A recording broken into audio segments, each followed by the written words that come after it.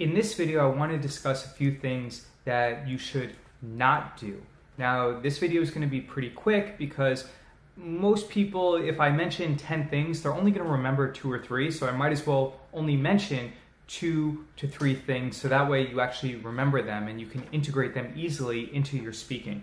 The first thing that you should not do when you're giving a public speech is don't pace. Stand in one spot and then strategically every 30 to 45 seconds or even a minute, you can move within a 5-foot radius of where you're speaking. Do not pace back and forth. This goes in interpersonal communication as well. You're not going to speak to someone and constantly be moving around. You're not going to be listening to someone and moving around them. So the first thing is do not pace back and forth and stand up straight.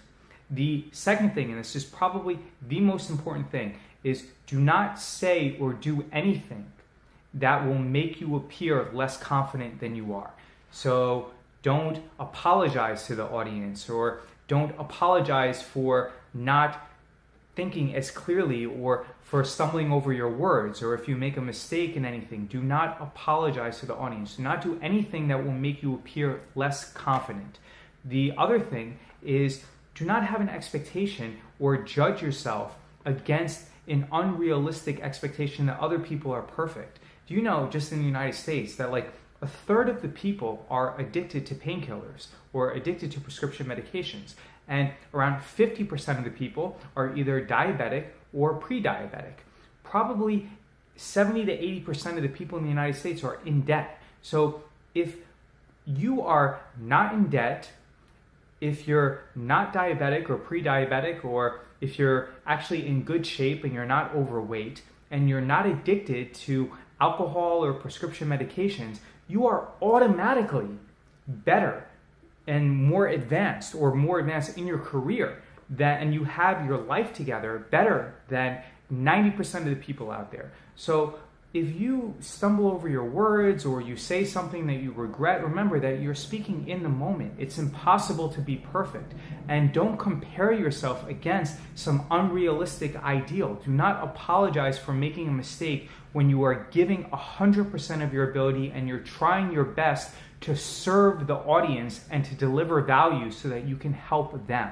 So remember, you are trying to help them. Do not apologize or make yourself look unconfident or judge yourself against an unrealistic ideal, because those ideals of perfections just simply are inconsequential and they do not exist.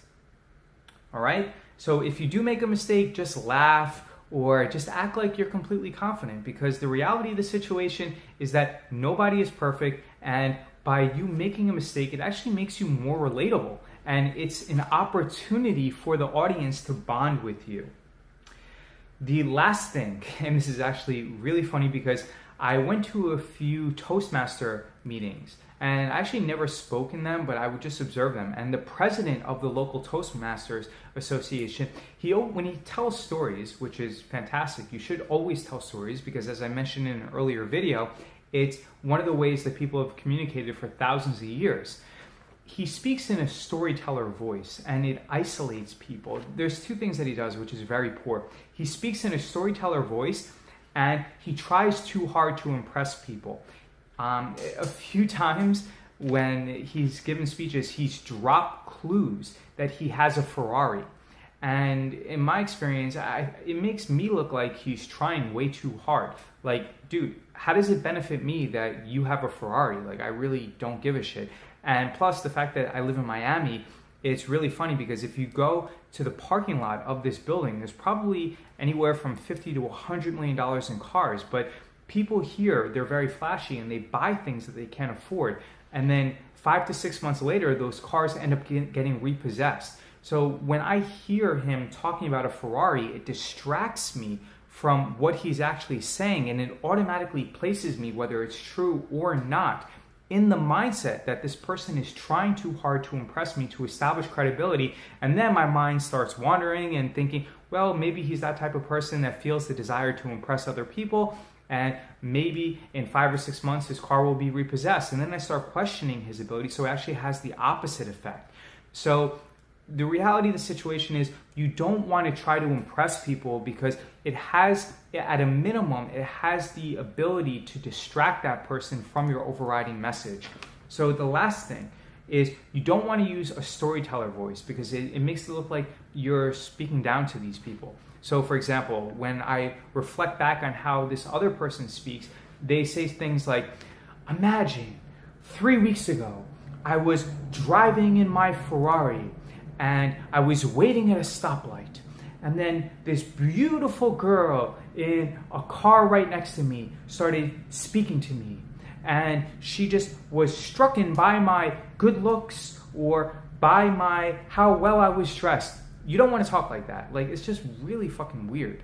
All right. So what you need to do in order to relate to other people is try to make yourself vulnerable and just be yourself and be confident. But you don't need to have to drop names or drop brands, or even, I know that, Robert Cialdini mentioned in Persuasion how effectively dressing and placing yourself in situations causes people to react differently in certain situations. But at the same time, you don't want to place yourself in a situation where you're uncomfortable. So know yourself and do everything possible to be the most comfortable. So if you're not comfortable wearing a suit, then don't wear a suit.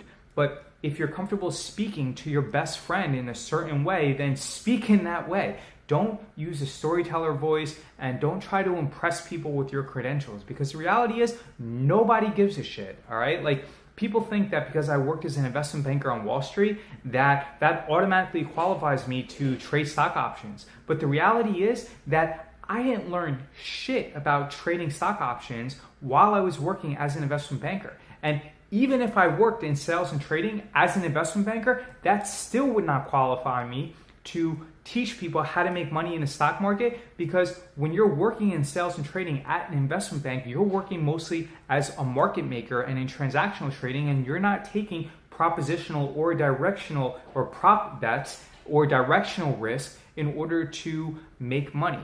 So really what I'm telling you is nobody really cares about your past. You have to be extremely comfortable in the present moment. So I went off on a few tangents there. Definitely went off on one tangent with the investment bank, which probably isolated a few of you. So don't do that, because some of you did not understand what I was talking about. And also I probably went into too much detail when I was discussing the president of the local Toastmasters. You don't want to do that either, because I went too deep in that rabbit hole and I made a mistake. So don't do that. Keep it pretty brief. Tell a story, but don't delve down into the details. So to summarize on what not to do, you don't want to pace around. You want to stand straight. You don't want to do anything that makes you look unconfident. All right. If you make a mistake, own it. Smile and agree with the audience, but you don't want to apologize or do anything that makes you feel weak or timid, or that will take away your authority when discussing the topic with the audience.